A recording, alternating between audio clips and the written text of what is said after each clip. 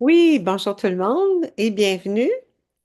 En référence au site missionnaire de la Divine Volonté, je vous présente un extrait de l'Évangile de Luc en correspondance au Livre du ciel. Béni soit celui qui vient, le roi, au nom du Seigneur. Paix dans le ciel et gloire au plus haut des cieux. En ce temps-là, Jésus partit en avant pour monter à Jérusalem. Lorsqu'il approcha de Bethphagée et de Béthanie, près de l'endroit appelé Mont des Oliviers, il envoya deux de ses disciples en disant, allez à ce village d'en face. À l'entrée, vous trouverez un petit âne attaché, sur lequel personne ne s'est encore assis. Détachez-le et amenez-le.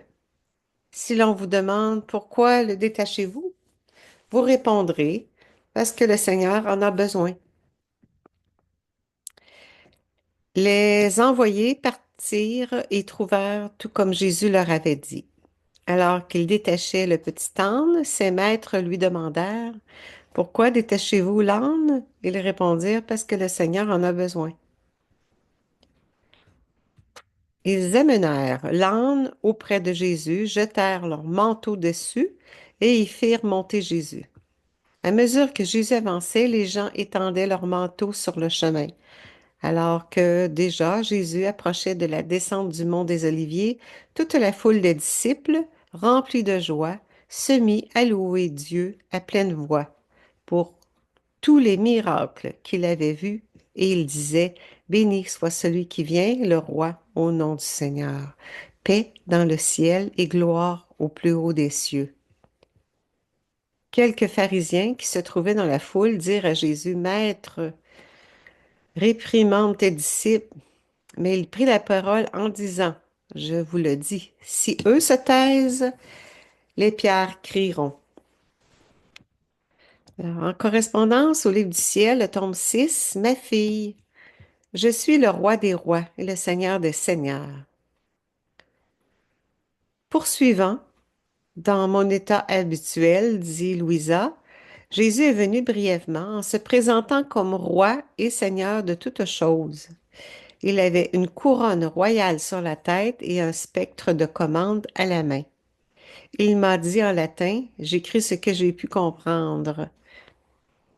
Ma fille, je suis le roi des rois et le seigneur des seigneurs. À moi seul reviennent les hommages royaux que les créatures me doivent.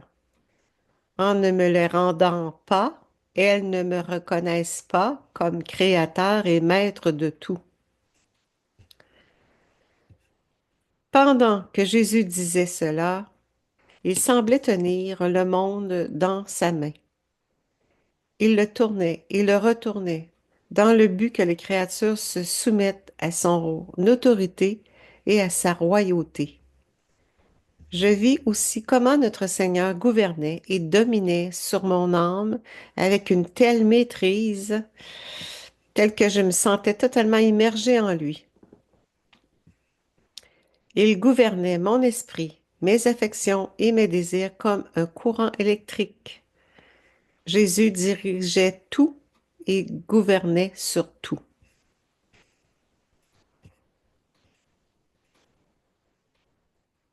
Une autre référence dans le tome 14. Je peux dire que l'âme qui vit dans ma volonté est ma monture. Chez elle, je tiens les rênes de tout, celle de son esprit, de ses affections et de ses désirs. Je ne laisse rien sous son pouvoir. Je m'assois sur son cœur pour être plus confortable. Ma domination est complète et je fais ce que je veux. Je fais courir ma monture à un moment et voler à un autre. Elle me conduit au ciel à un moment et je fais le tour de la terre à un autre. Je m'arrête à un autre moment. Oh, comme je suis glorieux et victorieux. Je gouverne et règne. Mais si l'âme ne fait pas ma volonté et vit dans sa volonté humaine, ma monture est ruinée.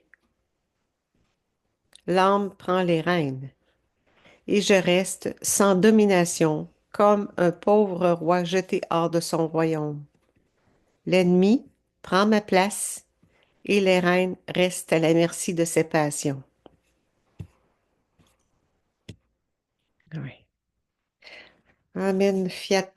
Que ta volonté soit faite, Seigneur. Merci de nous bénir. Au nom du Père qui me crée, au nom du Fils qui me sauve, au nom du Saint-Esprit qui me sanctifie. En ta volonté d'amour, Seigneur. Merci tout le monde. Au revoir.